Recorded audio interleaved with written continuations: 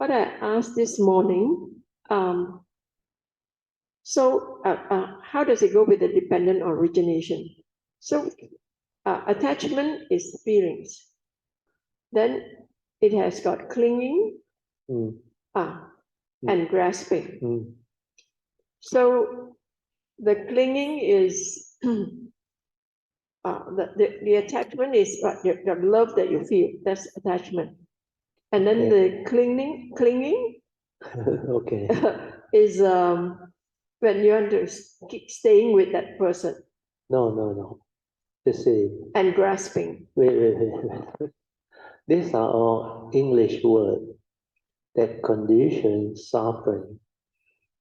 Your question is, how does it link or connect to the paticca samuppada, which is the dwelling? It's a very good question.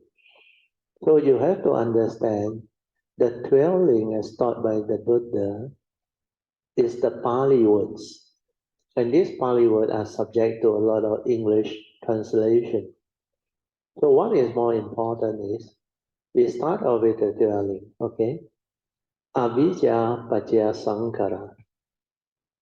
What is avijja? Ignorant, okay? Ignorant of what? Ignorant of what? The three right view, of course. Law of karma, law of mind, means paticca samuppada, how you function as a human being. Law of karma means it governs life and existence, all the form and mind subject to that nature's law. You reap what you sow, and every living being, we are born our karma, heir to our karma, conditioned and supported by our karma. And we are what we are because of karma. Then the final third right view, which is spiritual right view, is Dhamma Niyama, means the nature's order of truth. So these three right view, when you don't have, you have avijja. So Dhamma include Four Noble Truths, you understand? Then the other essential Dhamma are spin-off from the Four Noble Truths. So Dhamma Niyama is essentially the Buddha's teaching, but with particular emphasis on Four Noble Truths and its three turning. Then within the Four Noble Truths, you have the Noble Eightfold Path. The first path factor is right view, samadhi. So the three right view that I mentioned are the spiritual right view that the Buddha is interested in. So when you are ignorant of these three right view, you will have avijja. So avijja means you don't have the wisdom and the understanding of this law that governs life. That's why most people are confused. Living beings are confused. So what do? Wanting to know, wanting to experience, they go and create thinking. That's why avijja pacaya sankhara means dependent on avijja, the heedless thinking arises. This heedless thinking is born of lack of wisdom. So when you are heedless, you think a lot. There you lack mindfulness, you lack spiritual quality. The five mental hindrances are all there. We have already covered this one. If you have the hindrance, means you lack spiritual faculty. You lack spiritual faculty means you lack mindfulness to develop the understanding. So all these are related and connected to the teaching. So from this link, when you have delusion, ignorance, when you lack understanding, you condition the activity of thinking. Avijja pacaya sankhara. Sankhara is all your sankhara movement, the content of consciousness. All these are the movement. One of them is karmic activity, which a commentary try to use this. Then they say this is karmic activity, or they call it karmic, that condition rebirth consciousness. So by explaining that, it's easy, logical. But the actual paticca samuppada is not over 3 lifetimes. The actual one is within the moment, every instant, every moment. So if it's not karmic volition or karmic consciousness, then what else can it be? The word sankara is everything that your mind can do. So your thought process, your thinking. When you think, where do you go to? You go to your memory, isn't it? Most people think according to memory. Isn't it? So what is memory? It's one of the organs, isn't it? The organ that is responsible for thought consciousness, isn't it? True or not? Huh? Can follow or not? Where your eye is responsible for seeing consciousness, the ear, hearing, smell, taste, tactile. So the brain is thought consciousness. So when you make contact with the brain through your thinking, like the physics experiment, upon contact, what happened? The light bulb lights up. Remember? So it's like you become conscious of your thought. The thought consciousness arises. So when it arises, this is vijnana, the pure consciousness. That's why avijja paccaya sankara, sankara paccaya vijnana. Vijnana is the pure consciousness. You can follow. Then this consciousness, because of your habitual tendency, your views, opinion, and conditioning, from memory, it will input the content. So your content is based on your views, opinion, conditioning, belief system, your phobia, whatever that you hold. So this content is the one that condition wrong thought. That's why after vijnana, paccaya, namarup. Namarup is your five aggregate of form and mind, your thought over here, your thought over here. And this is the second aspect of the five aggregate of form and mind. So when namarupa arrives, what happened? The paticca samuppada say dependent on sense basis, then only it can arise thought consciousness. That's why namarupam paccaya salayatana. You know what is salayatana now? Sense basis. Then salayatana condition one. Salayatana condition contact, which is pasad. Okay, then contact condition one. Feeling, okay? Then feeling condition one. Yes, craving. Craving in Pali is called tanha. Oh, sorry, there's a V. So this word is the reason why the second noble truth, the cause arising of suffering, is called craving. Then upon craving arise, is straight away condition. What is it? Grasping. So these are English words. The Pali word is what? Upadan or upadana. Then this one condition, becoming, bhava. Then it condition, birth. Hence arise the whole mass of suffering. Whole mass of dukkha. So your question is, you should ask, what is craving? What is grasping? What is becoming? Of course, this one is automatic.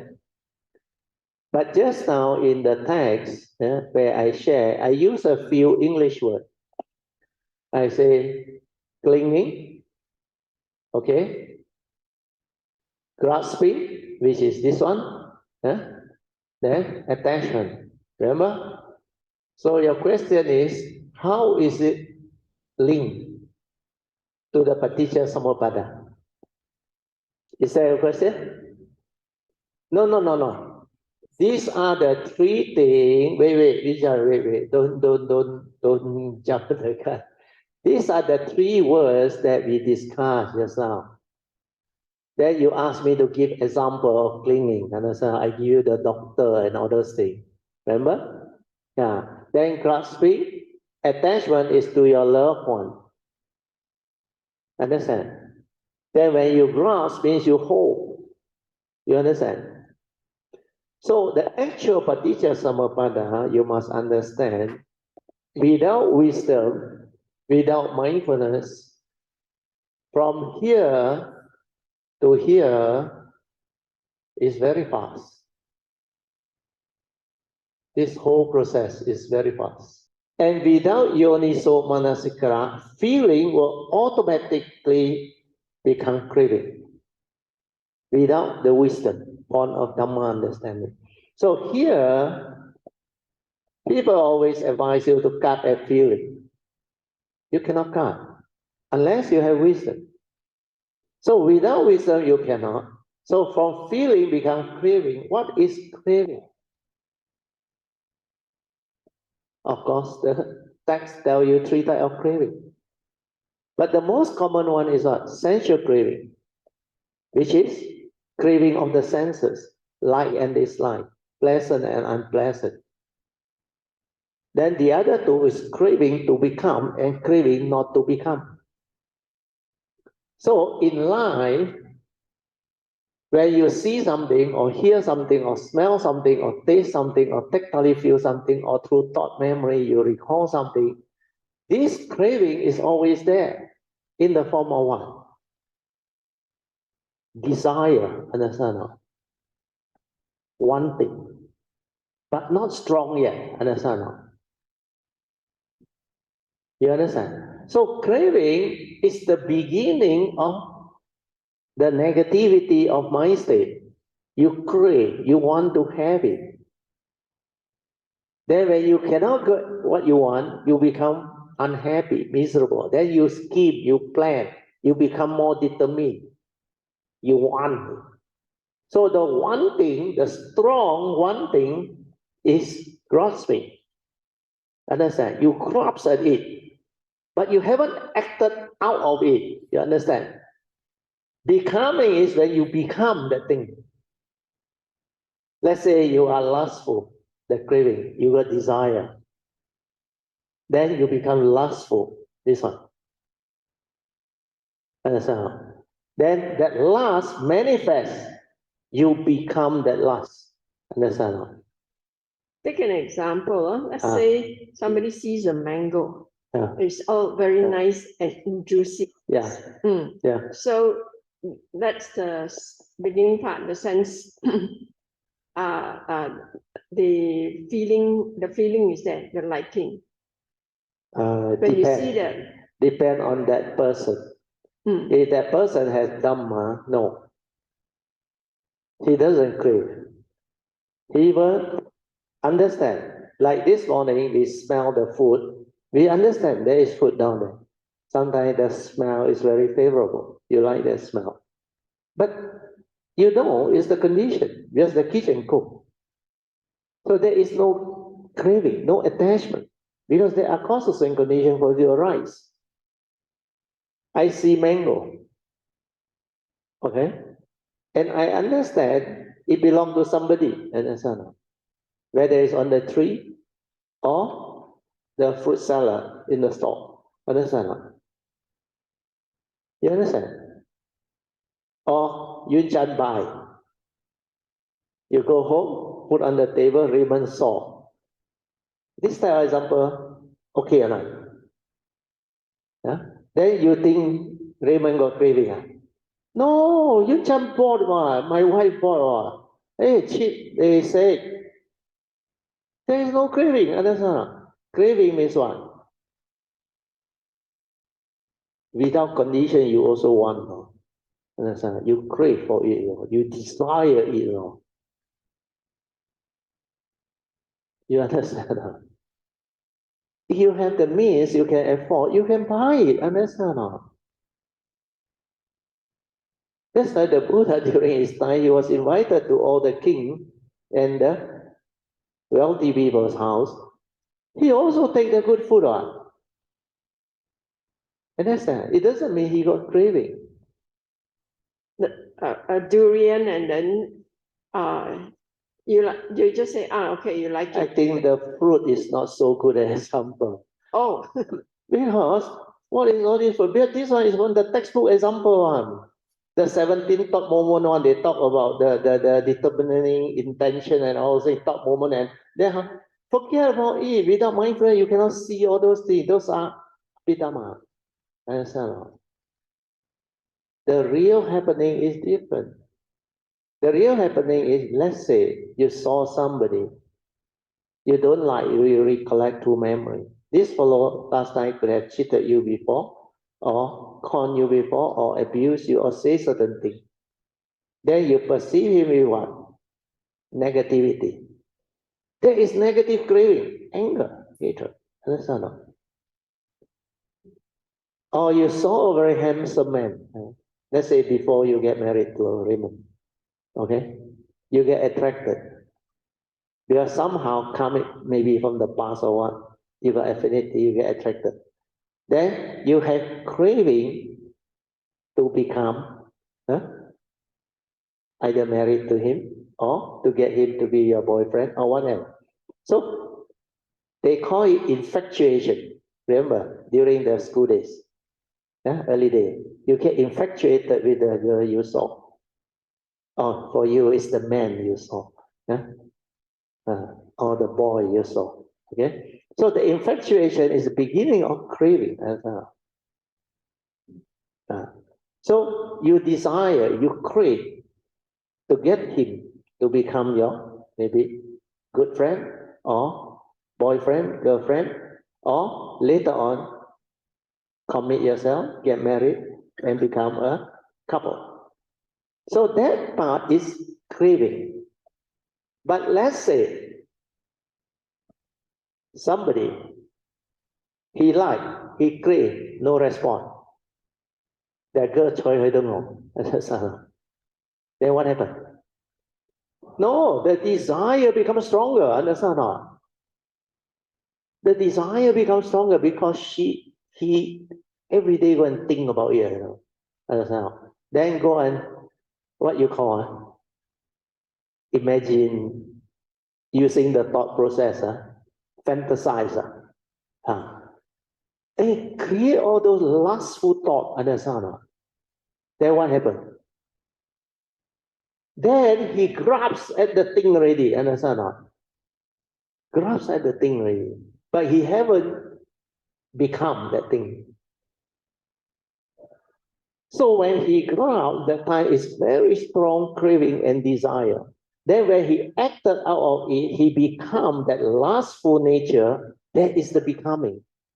He wanted to do something already, transgression already. That is becoming. Then when you act out of it, you take that birth, become the rapist. Understand? Yeah, that is a very clear-cut example. Yeah, let my daughter share. Yeah. I suddenly recall a moment with Sister Yun Chan when we were at one of the trips. I was thinking maybe the situation would be a good example. Good. Okay. So I hope you don't mind, Sister Yun Chan. I was sitting next to her as one of the temple we went to at Fan Sing San. The nun was giving out the beads. Yeah. So everybody got one. They were very generous. And then she got hers, and after that I got mine. And then I recall she mentioned, "Oh, mine doesn't look nice. There's one bead that is not clear." Yeah. Okay. Then after that she said, I think I want to go and change. Then when I saw she was gonna go and change, I said, "Oh, it's okay. You take mine." And I took hers. So from that exchange, I think the 12 links. Yeah. So maybe you can use that example. So you see, it could be a bracelet or whatever. They give you, is it a bracelet? It's the 108 beads. Oh, the 108 beads one. Okay. That long beads, the Mahayana beads, the counting one. You do what they call chanting meditation on. So that one is a good example because when you see there is not what you want, not up to your expectation. Maybe you got defect or what, you want to change. So what happened during that time? Upon contact, your eye, which is the seeing consciousness, it will trigger off feeling. That feeling you don't like. Understand? That is a negative craving. Understand? And this craving has not become a grasping yet. You haven't become aggressive yet. Understand? If you become grasping, means you become aggressive already. Very strong desire to change it or to get it from somebody. But you just say you want to go and request for it. So it's not a grasping yet. But if let's say you go and change and people say cannot, what is given is given. Then what you do? Become a bad Ah, difficult customer. you. Use the mic, use the mic. Now my here got. Then becoming Yeah. takes place, and Yeah. then you become a difficult customer. You become You a have- difficult customer. Yeah, Yes. you have become the so-called label Then tough customer to deal with in the customer service become world. that, then you take birth and become the difficult customer. Means you already go beyond grasping. You already become that anger, that aversion, that dislike already. Then that one continue to trigger off misunderstanding or what. Then if they insist that you cannot or you have to pay more, then what happened? You are born into that difficult customer that want to do something. Understand? So the becoming is the stage before it take the transgression. Before you transgress into action, to scold people, to tell people off, and to become like very, very difficult. So that example is more easy to comprehend. Can follow? So don't go and like trigger or intellectual understanding. Your paticca samuppada is not an intellectual understanding. It happened in the mind and it moves very fast. Even they tell you in the Abhidhamma, 1 second, split second, billions of consciousness can pass by. You remember? So you know how fast this is or not? Like a lightning flash. The Diamond Sutra. 一切有为法，如梦幻法，如露亦如电，应作如是观。You have to comprehend. So to see all this movement, you must have mindfulness with the stability of awareness. Then you can be at the moment of contact. It doesn't move. Then when feeling, which is the seven universal, is also inside that. And if you want to stay at the feeling, feeling will become pure feeling. It doesn't move to craving. That's why I say, depend whether that person got Dhamma or not. He got Dhamma, it doesn't become craving. Why should he crave? Even people who have understanding, seeing a mango or a durian does not lead to craving. Craving means without condition also you want. Then there is craving. So initially it's just desire, craving. Then after that, you still cannot get, then you plan, you scheme, and you become more and more aggressive. This is grasping. Your whole thought process is focused on that. Understand? Then after that, you become that thing. Can be fear or anger or lust or whatever. You become that. But it hasn't manifest out yet. When it manifests out, it takes birth, means not you are born, no. You are born into that transgression, no. Means the last two people become a rapist. This rapist or difficult customer is the one that take birth. Understand? No? You are born into that state. Okay? Oh, sorry. Okay. Okay. I think we better continue. Otherwise, we will be stuck.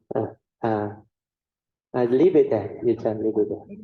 No, they have a lot. Four now. Now we got 4. Okay. Tammy, you continue. Sutta, next page, page 23. Chapter 4, 1.1. Emphasis on previous lessons. Emptiness. 1. Emptiness or sunyata in Pali is a term frequently used in the Mahayana tradition verse that term non-self or anatta in Pali, which is the equivalent term that is frequently used in the Theravada tradition. 2. Importance of understanding why our physical form and all external forms can also be expressed as form is impermanent, brings about suffering when we illudedly cling onto it without understanding, and its empty or anatta nature. To understand it clearly, we must have the ability to see its manifestation via mind's perception with clear mindfulness to recognize it as conditioned arising phenomena. Hence, it is not a permanent unchanging entity that we can cling onto or hold onto as the I and the me, or own as the mind, thus seeing it as empty, sunyata or anatta. Because it has no apparent reality, also a cultivator needs to develop the wisdom to understand why form is external manifestation of mind via a clear and stable daily mindfulness cultivation. 3. Form delusion can be very powerful. Hence, if you can't see form, you can't see mind, because form is much grosser, whereas mind is very subtle. However, with wisdom born of the direct seeing, form and mind delusion will cease to be, leading to enlightenment in the here and the now. 4. Definition of samana. A samana is a renowned holy person in the road seriously cultivating the Buddha Dharma as taught by the Buddha. He or she is also usually referred to as one who is already enlightened. The term is used as opposed to the other term Brahmins who studied the Vedas during the time of Sakya Muni Buddha. To a samana, spiritual understanding is very important because without spiritual understanding, one cannot be free. One cannot understand the problems and realities of life and existence. There is a recently printed Dharma book for free distribution by Wei, and the title of the book is Samana, on the life of the late Langta Mahaboa. Our Kaya Mika Fund has also donated towards its printing for free distribution. Hence, we were given some copies of these books for free distribution by Wei, and anyone who is interested in having a copy can request it from Brother Dio. Okay, wait, we go back. You see, there is this summary that I mentioned under 1.1 subheading 2 towards the end. You need to develop wisdom to understand why form is external manifestation of mind. We are a clear and stable daily mindfulness. Can you understand this statement? Yeah? Why is form termed as external manifestation of mind? If you have a clear and stable daily mindfulness, you will see it. You will understand this statement. Can follow? Yeah? How do you come to see form? Perception. Perception. So when you are mindful, aware, you are at the moment of perception, understand? It's not a knowledge and a theory. If you take it as a knowledge and theory, form is external manifestation of mind. Then people ask you, why? There is your answer. But you really saw it in your awareness-based meditation when you are mindful, Then you can be at the moment of perception. Every moment you perceive something, whether through your seeing consciousness or hearing consciousness, smell, taste, tactile or thought process, you can see. See means what? The awareness is aware of it. So when you are cultivating with the awareness, then this awareness witness it. You don't have to believe. You don't have to quote somebody. Understand or not? Before you perceive, it does not manifest, isn't it? When you perceive means what? The mind manifests to perceive the external form, isn't it? That's why that form that you perceive is an external manifestation of mind, your mundane mind. You understand? But this is not a theory, like I always say. Don't listen, accept, believe. Then when people ask you, you cannot explain, you say, Brother Teo say one, or according to the Buddha. Then you won't learn. To learn means have an open mind. Don't believe. Why external manifestation? Like I inquired just now, teach you. How do you see form? Then, like Suri said, you need to perceive it. Who perceive? The mind perceive. Then external form arise. So what is the external form? It's an external manifestation of what the mind do. Understand? That's why form is external manifestation of mind. Can follow? So this is very important. Without mindfulness, you cannot. Then when you see it, that's why you know it's unreal. Form is unreal. Why? Externally, if you are mindful, aware, you can see the paticca samuppada, the dependent originating, condition arising, causal phenomena, how it manifests. How causes and condition created the arising of the form. Depending on causes and conditions, it arises. So it's already not so real. There is dependent originating. Without condition, it doesn't exist. No reality at all. Then the other thing is, how do you know that form? You perceive it through memory, which is an image, even more unreal. That's why you will see the unreality of form. Form is not what you think, very solid, very tangible.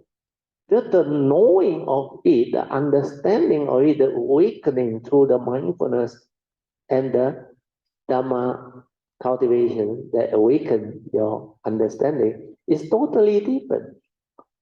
That awareness allow you to witness all this, to see all this, and to awaken to this truth. That's why I say after that form delusion, which is very powerful, can be overcome. Hence, if you can't see form, you can't see mind. Their form is much more grosser. The mind is more subtle.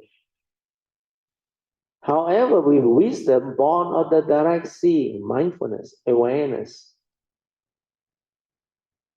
form and mind delusion will cease to be. That is the meaning.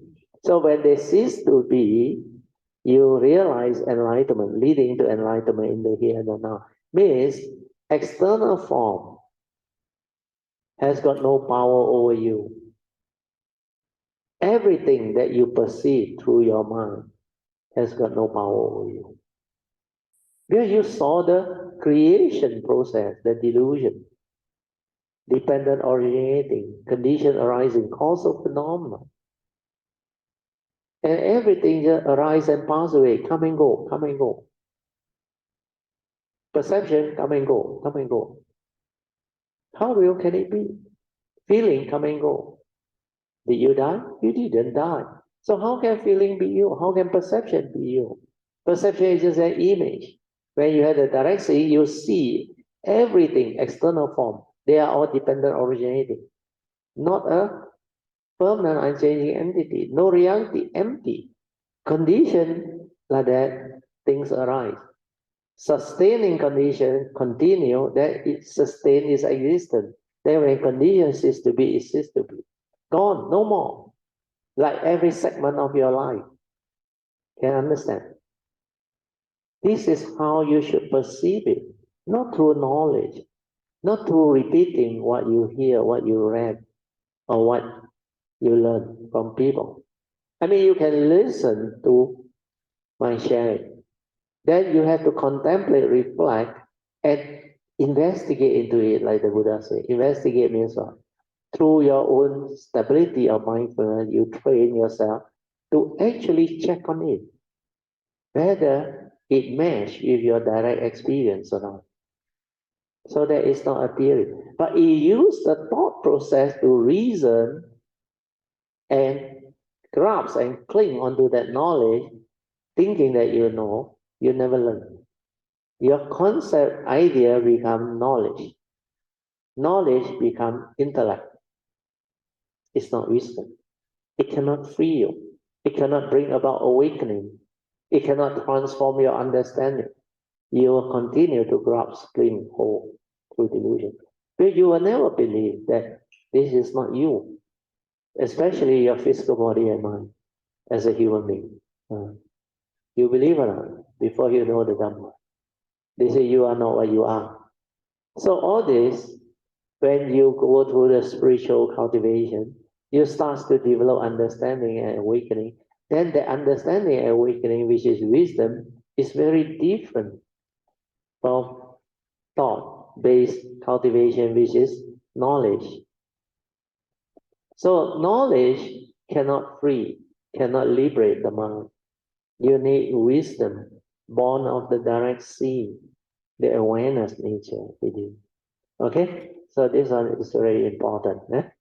Yeah. Then we move on. Next section. 1.2 Essential Understanding. In the recap, Brother Teo will emphasize on the following important dhamma. 1. The importance of understanding true emptiness is wonderful existence, leading to our ability to live life meaningfully and to the fullest. 2. True blessings comes from your own cultivation via karmic inheritance and nothing else. That is not due to your luck, feng shui, etc. 3. The importance of cultivating a very stable psyche or mindfulness, leading to heedfulness or apamada throughout the day. See, 4. this one is a constant reminder. You have to develop it, stabilize it, and develop heedfulness within life in the moment to moment as you live your life. So heedfulness is very important. Okay, next one. 4. Importance of repentance and asking for forgiveness sincerely. When you forgive someone, you actually free yourself from the evil roots of anger, hatred, and delusion. So understand this, then you can do it. Because to forgive is to free yourself, not to say you forgive somebody, the ego is so big. And that's when you have hatred towards that person, you become angry, emotional, envy, jealousy, also. You suffer, isn't it? These are evil roots, make you evil. Why can't you develop the understanding if you are ready to forgive? Then you free yourself. Means that hatred is no more. The anger is no more. The misunderstanding is no more. Because you have love. He is the way he is. Deluded people do deluded things. Angry people do angry things. Selfish people do selfish things. So when you see this, understand this, you are ever willing to come to terms with the moment, with the reality that arises. That need to ask for forgiveness, that free yourself. Okay? We move on. Part 2. Heart Sutta Lesson 4, Introduction 1, page 10 to 12 of Master Xuan Hua's commentary. 2.1 Master Xuan Hua's very unique birth and life history. On Kuan Yin Bodhisattva birthday, The master dreamed that an old woman wearing a patchwork robe and a string of beads appeared to guide him. This unique birth and life history of Master Xuan Hua provided the conditions for Brother Teo to also share a bit of his unique spiritual affinities and encounters with Guanyin Bodhisattva in his early years of cultivation, 1986, and the details are as described by him during the sharing on that day. For details, please refer to the web link of 16 GB USB that contains the recording as produced by Brother Sui An. In 1986, Brother Teo and his whole family took refuge under Master Xuan Hua, and apart from taking the 5 precepts, the other condition is to finish the 10,000 vows of reciting homage to thee, my original teacher, Namo Sakyamuni Buddha, within 3 months. Brother Teo completed it within less than 2 months. According to Brother Teo, this bowing is done mindfully and with a very strong sada of faith, and viriya, or the spiritual will, can lead one to a very stable daily mindfulness very quickly. Yeah, this is very true. So do it. Constantly develop the bowing with awareness. Don't try to know. Body and mind move as one. Initially, it doesn't come. Never mind. Patient. Like Po Cheng said, do until it comes. You have to be patient. When it comes, you will know one. With the awareness that surface, suddenly your bowing becomes different. Suddenly, the physical body and the awareness become one. Then everything you do, the awareness is with it. That is the real training. When you develop sati, when mind enters sati, it is like that. Everything you do is in sati. Kaya nupassana. All action, all movement in the present moment. Throughout the day, you just aware. Then, because the awareness is so stable, the mental one, the subtle craving, desire, delusion, reaction, stirring of mind, all you can see. Last time you never see. No matter how fast the paticca samuppada is, when you are mindful and aware, you can be at that moment before it input the content of consciousness. Before that views, opinion, and conditioning wants to go in, the habitual tendency, everything. That's why you can prevent it from arising. Initially, you can't, where you lack mindfulness. So it arises already, then only you want to do something about it. Like you say, I still have anger. It's not to say that when anger arises, his awareness was with it. No. He lost control, and the paticca samuppada moved so far, he become very angry. Then the thought recollect, yeah, just now, why did I become so angry? Then he say, yeah, I still got anger. Then sometimes they go report, yeah, I saw my anger. Are you at the moment when anger manifests? That is the third way, awareness. Be with it. Did you do that? If you do that, yes, you saw your anger through awareness. Not after the thing over already, your memory, your thought recollect and recall. That one is not you saw. That one is you recall. Understand? That's why ability to see is very different. You need awareness to be aware, to see. Then the memory, everything you use for daily living. That's why J. Krishnamurti able to even go so deep. He said memory got 2 types. One is mechanical memory, non-psychological. Normal memory, where you used to learn things and all those things. Remember your address, how you sign your check and all those things. The other one is your psychological memory, your phobia, your fear, your insecurity, your scars of memory. All these are psychological memory. This one you shouldn't accumulate. When you accumulate and you develop delusion, you attach to it, you cling onto it, then it constantly trigger off fear, insecurity. That's why you will have phobia. You will have what they call nightmare. Then it will condition you into what they call depression. Because that thing is already so deeply accumulated into your subconscious and unconscious, the psyche when it happened, that intense fear, that phobia that caused it to arise deep inside. That's why to root out that one, you need wisdom, you need understanding, you need to relax, maintain awareness, to see clearly and awaken to it. Then when it loses its power, then you realize all this get released out and it never accumulate again. That's why to root out habitual tendency is not easy. To root out all this deep phobia, fear is not easy.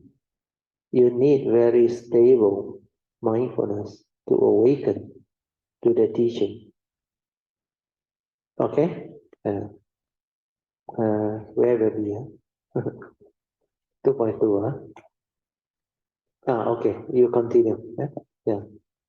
2.2 is bowing another technique to develop mindfulness.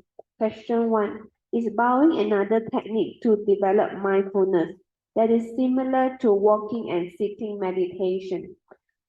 The understanding of it is very important. There is not much meaning to your cultivation if you just follow instruction without understanding. You must understand why you bow and what you are doing in the name of meditation.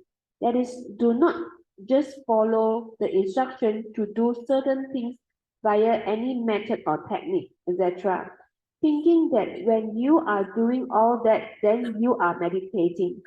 The real meditation, as taught by the Buddha, cannot begin unless one has developed the training of the mind to be heedful with sati or mindfulness within.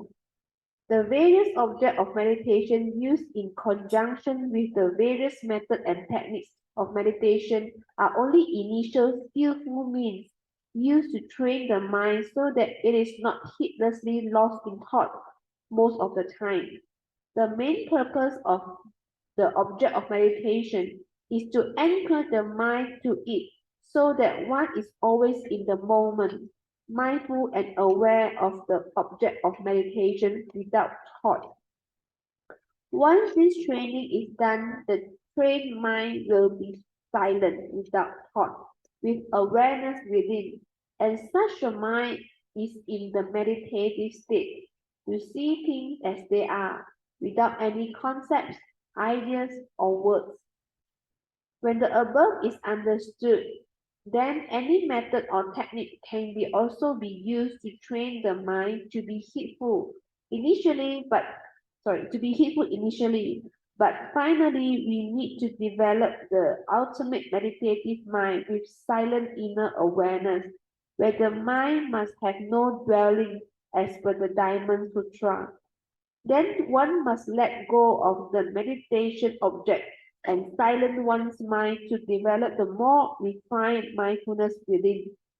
It is just like swimming. The float is just like an initial skillful means object of meditation to help keep one afloat. And as long as one still holds onto the float, then one will never understand the actual swimming because to swim with the float and without the float are two totally different experiences. Bowing or reverential salutation is one of the 10 meritorious actions, and it is a very important virtue that comes with so many benefits and advantages. It is part of the opening and closing puja or devotional practices as recommended by the Buddha to help one establish faith of Sada in the Buddha and his teaching, followed by the spiritual zeal of Viriya and the development of Sati or mindfulness, which is the third spiritual faculty. One can then bow mindfully and with understanding via a composed mind with strong sada and virya. Bowing is not idol worshipping, but instead it is reverential salutation done out of great respect and gratitude for someone who has taught us so well, like the Buddha, who is the fully enlightened one, perfect in wisdom and virtue. Since it is a meritorious action, the field of merit is immeasurable. If it is done with understanding to the worthy or enlightened one, such merits can be made use of to arise the causes and conditions for us to progress quickly along the path of Dhamma via invoking the power of merits. Apart from helping us to develop the spiritual faculties of Sada, Virya, and Sati, bowing can also help us to cultivate humility and help exercise our body while establishing ourselves in mindfulness training. Also, according to the Buddha, four things grow if we pay respect sincerely to our elders and worthy ones. The four things are Ayu, Vano, Sukhang, and Balang. Their meanings are Ayu, long life, Vanu, fair complexion, Sukhang, happiness, and Balang, strength, both spiritual and physical. All these four blessings are very important for having a good life. So make a note, the benefits of bowing. So much benefit, and it can bring forth the way. Not only is mindfulness training, it's a meritorious action. Then, through all this meritorious action, you do it frequently with understanding. You never know. Somebody you pay respect to, if he is one of the enlightened ones, or Arya, or unique or great, then like the Hokkien say, "Jia Li Liao," you know what is Jia Li Liao? It cannot finish it. Means the merits that you suddenly accumulate without you knowing. Because you only pay respect, understand? And respect is one of the meritorious actions. It's a virtue. It's a parami. So your ability to pay respect, four things go when you pay respect to your elders and the worthy one. Ayuwana Sukhang Palang. These four things most people want it. Ayu is long life. Wana is fair complexion. Sukhang is joy, happiness. Then Palang is strength, physical and mental strength, spiritual and mental, physical strength. So all these are beautiful. Okay, the next one. 2.3. Can you show us how to do the bowing? Question 2. Can you show us how to do the bowing? Is it the Theravada tradition 5-point prostration or the Mahayana tradition, Mahayana way of standing up, then going down to prostrate and come up again? Brother Teoh replied, whichever way that suits you more, use it. The most important thing is when you bow, do it mindfully, with very strong faith and virya, and do it with proper understanding. Always remember, one can only do one thing at a time. That is, either you are mindful, either you are mindful or, that is, either you are mindful with the moment and silent awareness without thought, or you are lost in thought, hence heedless. Bowing mindfully means body and mind move as one. Listen to this, body and mind move as one, in harmony, without thought. Okay, continue. When the mind is composed and without the five hindrances of mind, mindfulness will be there naturally. So develop the faith, compose the mind, then chant the salutation to Sakaya Muni Buddha, and then bow mindfully to develop the sati or mindfulness within. After a while, if you are sincere, patient, and doing it with understanding, then it can bring about the conditions of sati or mindfulness to arise. Mindfulness arises through understanding and perseverance, and when mindfulness is firmly established, there will be so much joy. The mind is so silent, so light, so composed, so still, yet fully aware within throughout the day. In every movement and every action, there is so much clarity and awareness within the heart. It then starts to see things as they are, and direct knowledge and vision of the reality keep on arising. Things that are there all this while is three universal characteristics of anicca, dukkha, and anatta, etc., which the normal living being never sees, suddenly become very clear. This is the reason why Brother Teo always said to us, truth is everywhere in the midst of life and nature. Why can't you see? For those who see, they always see. 4.4. The three great Buddhist traditions, are they all the same or are they different? Question 3.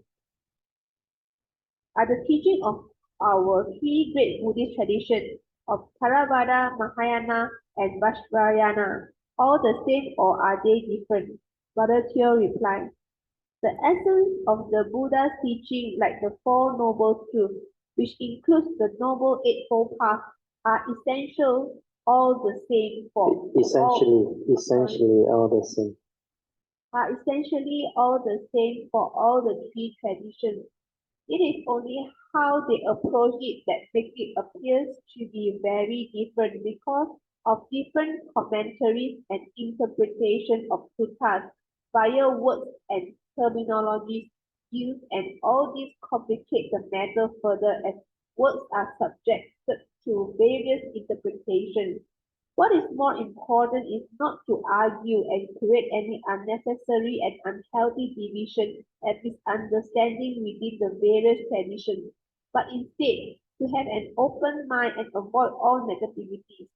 Make use of whatever that is relevant, useful, and suitable for each of us to progress along the path of Dhamma via following the Buddha's advice to the Kalama as stated in the Kalama Sutta. Harmony, love, and understanding following the Noble Eightfold Path to resolve all issues amicably is very important. There is no more negativity. So remember this, huh? Resolve all issues amicably following Noble Eightfold Path. Then there is no more negativity. That's how you apply the Dhamma, using wisdom to act. Okay? Then continue. 2.5. Difference between Pure Land, Western Paradise, and Nibbana. Question 4. Can you explain the difference between the Pure Land teaching that talks about the Western Paradise and Nibbana as taught by Sakyamuni Buddha?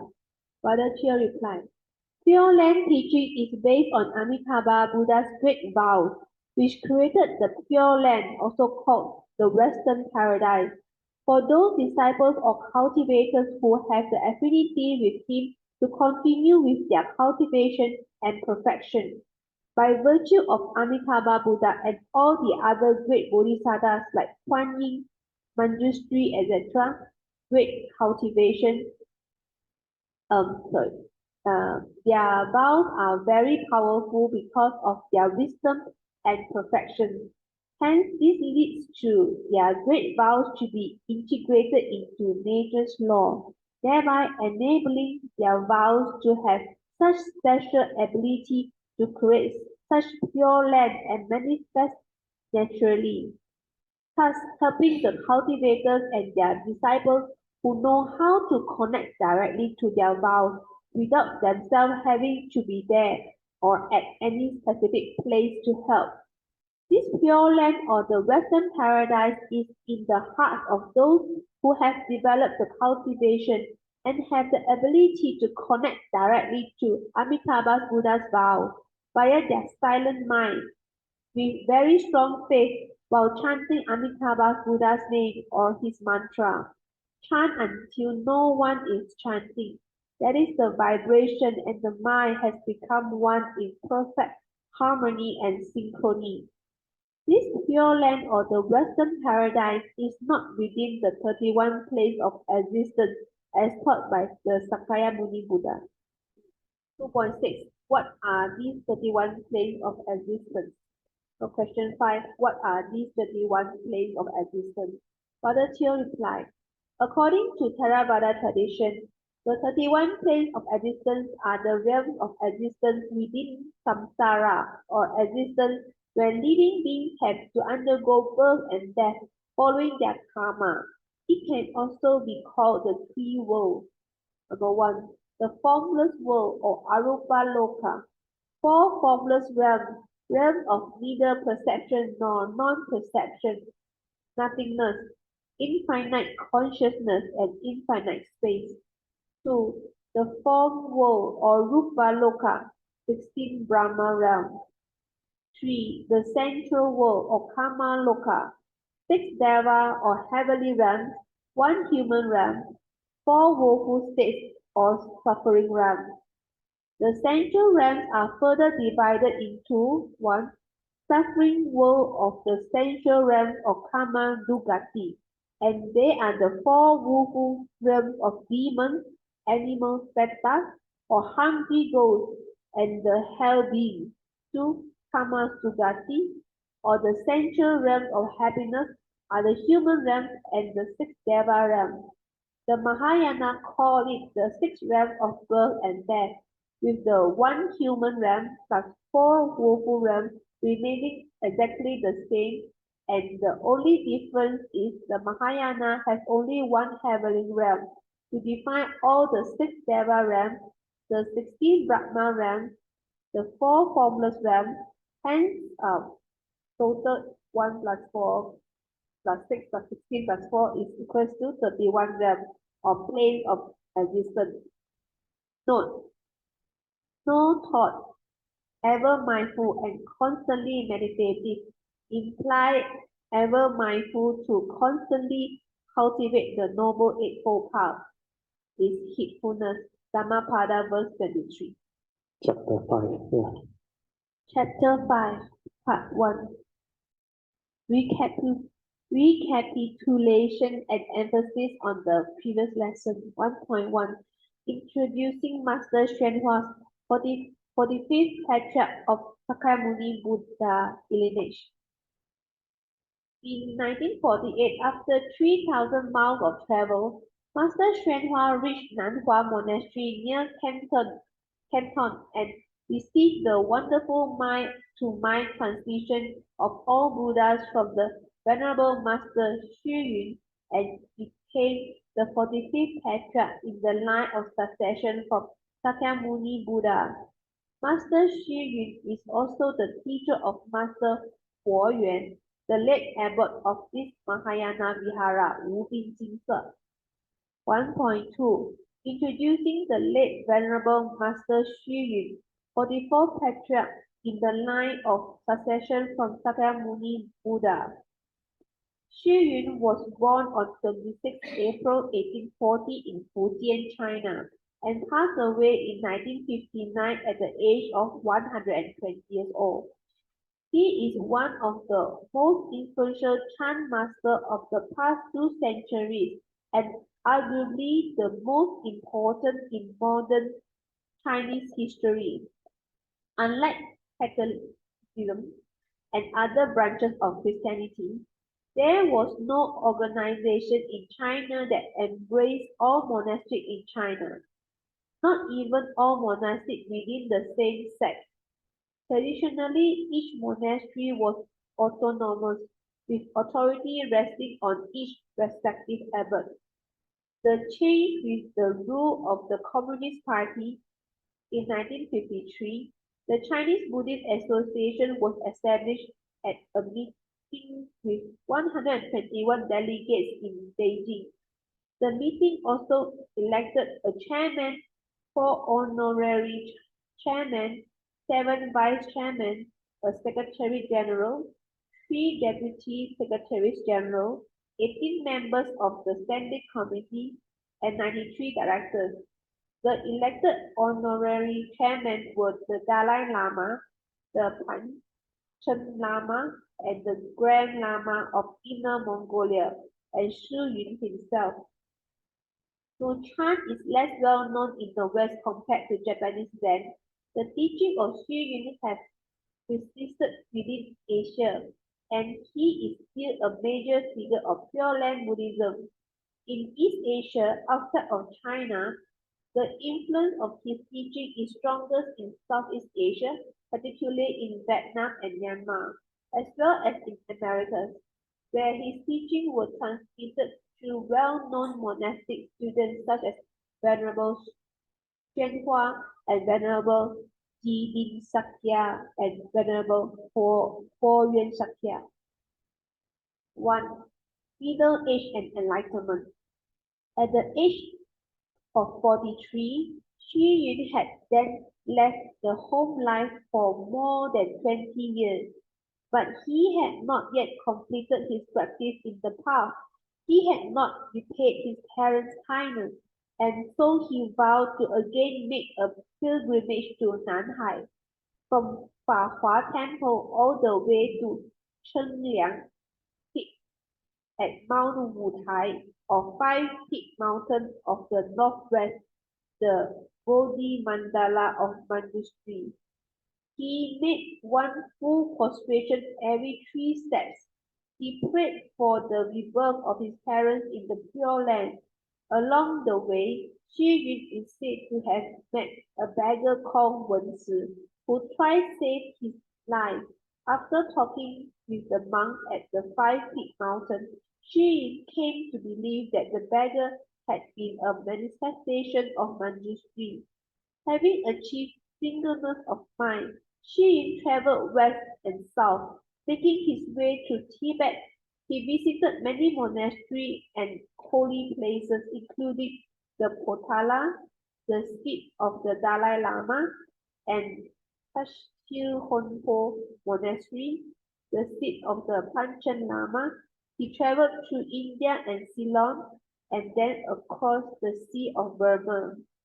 During this time of wandering, Shi Yun felt his mind clearing and his health growing stronger. Shi Yun composed a large number of poems during this period. After returning to China, during Shi Yun's 53rd year, he joined other venerable Master Pu Zhao, Yue Xia, and Ying Lian, Lotus Hill, to cultivate together. They climbed Jiuhua Mountain and prepared the hut on Cuifeng Summit, where Dharma Master Pu Zhao expounded the Mahavaipuya Buddha Avatamsaka Flower Adornment Sutra. When Shi Yun was 56, the abbot Yue Lang of Gaoming Temple in Yangzhou planned to convene a continuous 12-peak session of dhyana meditation. Preparing to leave, the group asked Shi Yun to go first. After reaching Yigang, he had to cross the water but had no money. The ferry left without him. As he walked along the river edge, he suddenly lost his balance and fell into the rushing water, where he walked helplessly for a day and night and was caught in a fisherman's net. He was carried to a nearby temple where he was revived and treated for his injuries. Feeling ill, he nevertheless returned to Yangzhou. When asked by Gao Ming whether he could participate in the upcoming week of meditation, he politely declined without revealing his illness. The temple had rules that those who were invited had to attend or else face punishment. In the end, Gao Ming had Shi Yun beaten with a wooden ruler. He willingly accepted this punishment, although it wasn't his condition.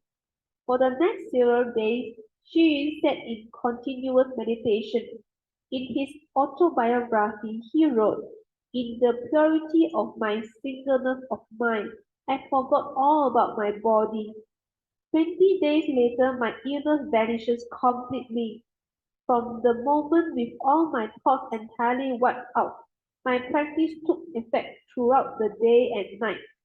My steps were as swift as if I was flying in the air.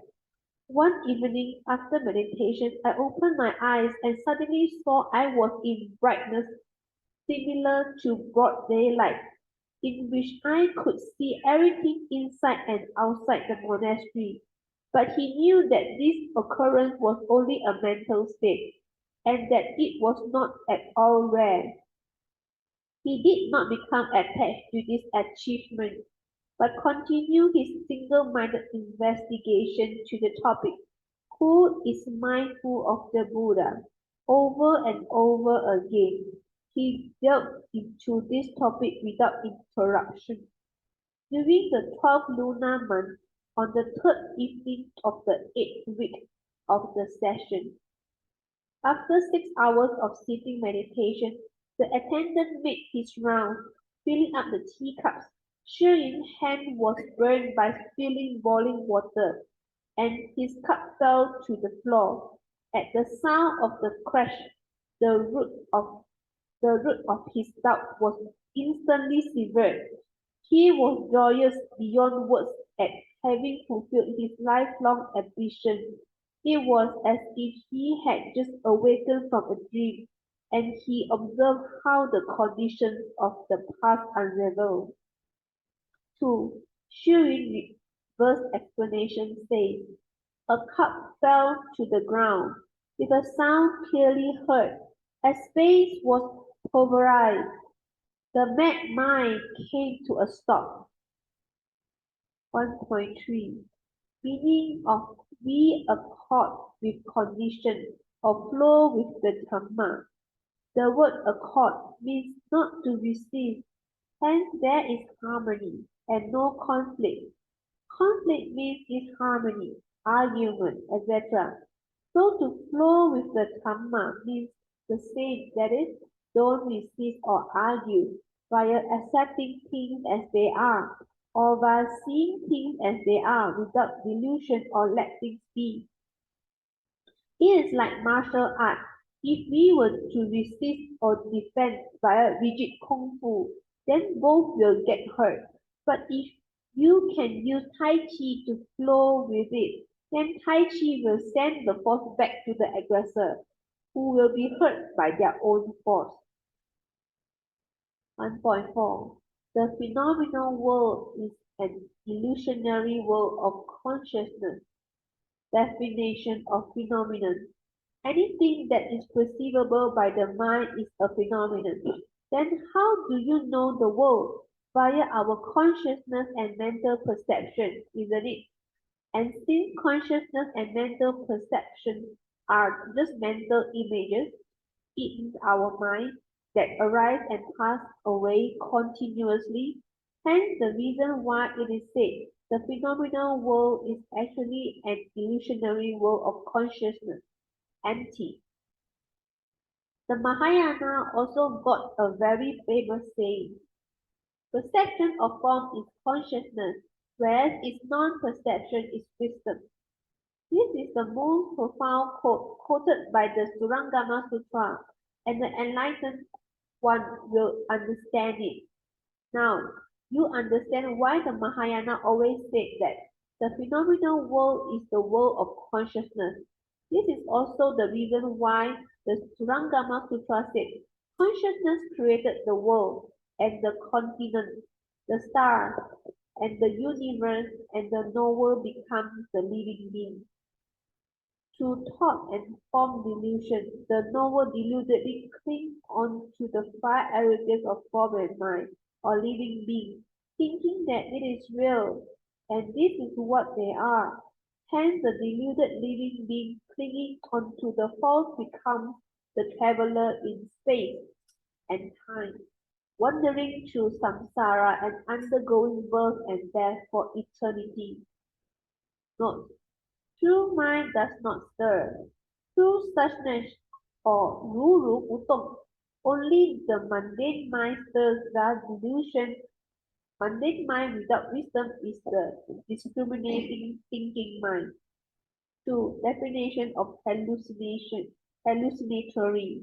Thinking that it is real but it is actually not real. 3. J. Krishnamurti said, the observer is the observed. This is seeing things as they are via direct seeing, without words. In a similar way, the Buddha also taught the same. In the seeing, it is only the seeing consciousness, and there is no one to see, hence no delusion. Otherwise, the moment you associate and cling onto what you see or what you observe, delusion or Sakaya Ditti has already arisen.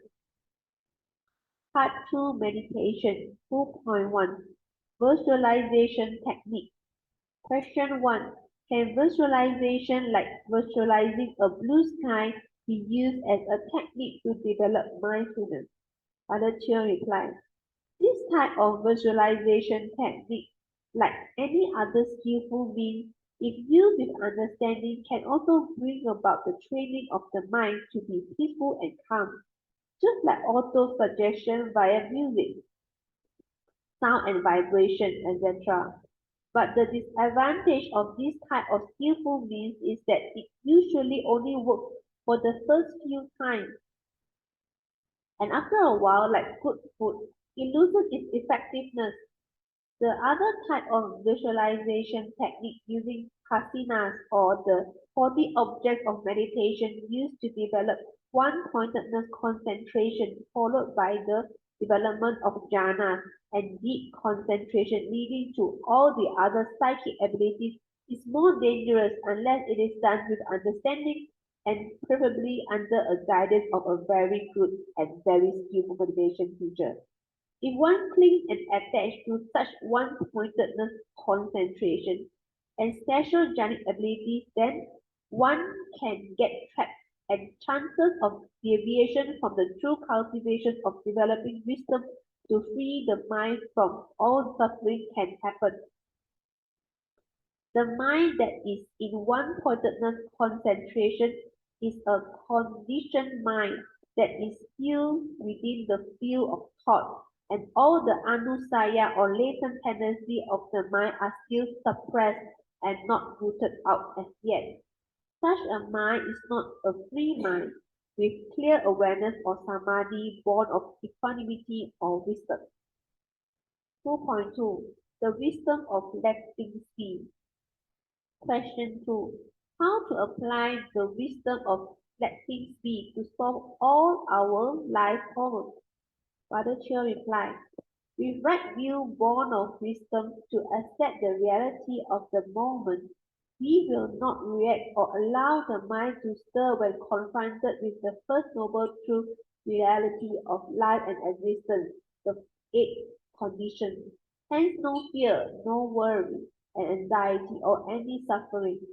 That is, we just let things be after accepting the reality of the moment. Then, with a calm and clear mind, we can weigh our options and act appropriately following the Noble Eightfold Path, which is the meditation as taught by the Buddha, to resolve all our life situations or problems amicably, that is, without any negativity or wrong thoughts to cause our mind to stir. We can be at peace because wrong thoughts are thoughts that condition one's fear, worry, anxiety, unhappiness, and misery, etc. Without wisdom and right view, born of understanding, the Buddha, again, without wisdom and right view, born of understanding the Buddha Dharma, one will react and the mind will stir due to the fear, worry, and anxiety, etc. Born of their wrong views, just like normal deluded living beings, leading to all the mental suffering, grief, sorrow, and lamentation, etc. The cause of suffering is the self-illusion that conditions one's grasping, one's clinging to one's five elements of form and mind. This is the second noble truth. Under the third noble truth, the Buddha said, suffering need not be. If one has the wisdom and enlightenment can be realized in the here and the now, or nibbana is possible. Then, following the fourth noble truth, which is the way out of suffering, one cultivates the noble eightfold path, which is the meditation as taught by the Buddha, leading to the end of all suffering. Okay, very good. Thank you so much. Let us stop here. And I think you all have to go for your whatever